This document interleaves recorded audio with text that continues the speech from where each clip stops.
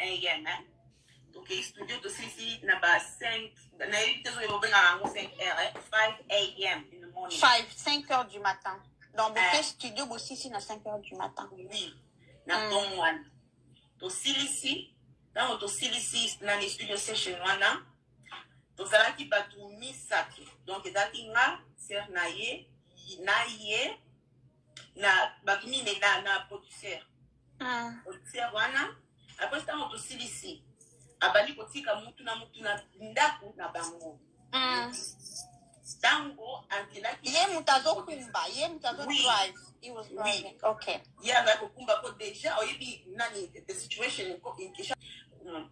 Yangwana atambisaki alors akei atiki producer wana ndaku na bango e komi tu ya ser na ye.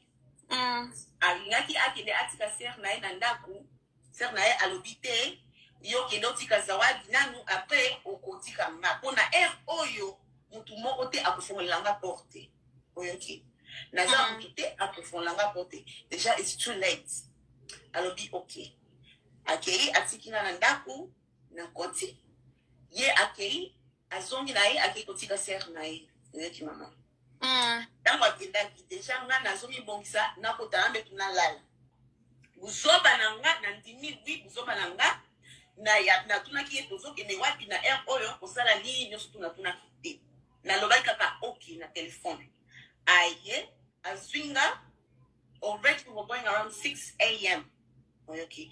Aye azwinga na koti na voiture mbule ezalaki konoka tokei abandi kotambwisa nga nayebaki te tozokende wapi kosala nini nyonso tu nayebaki te ntango abandi kokumba voiture azo aitinga na bana kusimba ye batu na fiba ye pardon pour la I'm just gonna be honest na kuloba honest na kuloba ndenge eza global verité na yo ai bisinga na sala nini na fiba ye eloko na ye na sala kinyoso tu I'm sorry I'm going to be honest na sala kinyoso oya za koliyetsanga na wana déjà na comprendre nini tozokende kusala oyoki na dengi na kumaki na ndaku na iwane zaki the second time na kumi na ndaku wana tango tokomi na ndaku na ye tokei ameninga si na chambre na ye azaki na bashambre mosusu ya ba visiteur nyonso wana tu ameninga si na chambre na ye ayebisinga mibongisa I'm being honest soki na zoko na alors après to silisi ayebi ayaki to brosser mino, I'm being honest, to brosser mino, to silisi to koti na mbetu. To koti na mbetu, ne to kota ki na mbetu, ikambo, eben like, he's so sorry guys, I'm just gonna be honest. Ikambo, you know, I'm taking responsibility for that. Oh, the name of man. I'm taking that responsibility, Andy, ekomaki na moko, afosakinga tosala nini likambo na ndenge ya sima na place ya normalite nazaki d'accord you know I'm taking responsibility for that nazaki d'accord ke na ebi likambo tozoke ne kosala na wana déjà tango azali sangana sala ye makambo tina ndenge na kota kina mbetu tosali makambo tosalaki koboana tango ekomaki tour abandi ko nani okay, God. Alinga, say it in English, then I can translate. Doesn't matter. It's not even that. It's just it's salite. It's something that is just disgusting. It's just disgusting. It sounds just disgusting. tozalaki na mbetu tosisi kosala yango na ndenge ya normal afosenga nazoloba nalobaki na lobi boye afosenga kosala yango na ndenge ya nsima nazoganga na mbetu na bali asale moving nazosheka tozoningana alobi otoutilize nini vaseline napi likolo ya bana na nga ebisika toutilize nini vaseline nalobi te you're hurting me, please stop. He did not stop, he continued.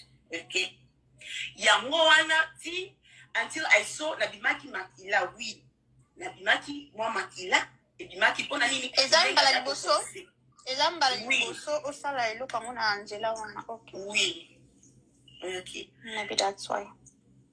Tila atana tango tozali kosala nani wana tozali kosala ekoko na ndenge normal azwaki soi na ye afose azoyebisanga na fongo na monoko anamela soi na ye na boy afose yango donc and he spit it in my mouth oyoki tango na boyaki komela soi na ye he spit it in my mouth. Now I'm not even lying, there's no reason for me to lie about it.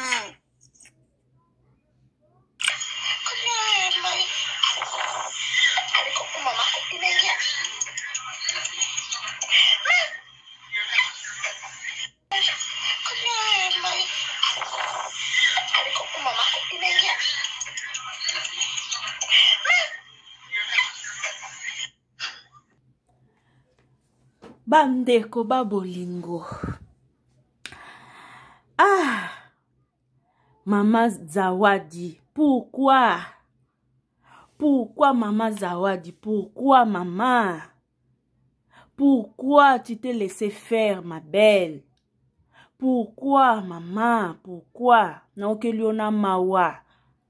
Naokeliona pasi nzambe na ngai, frère Mike. Pourquoi? Pourquoi ko sali muasi ya moninga na yo pasteur tina niveau yo papa? Pourquoi?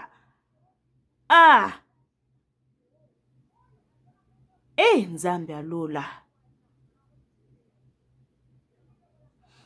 Papa yo mo jige basali na yo, Bisous, bye.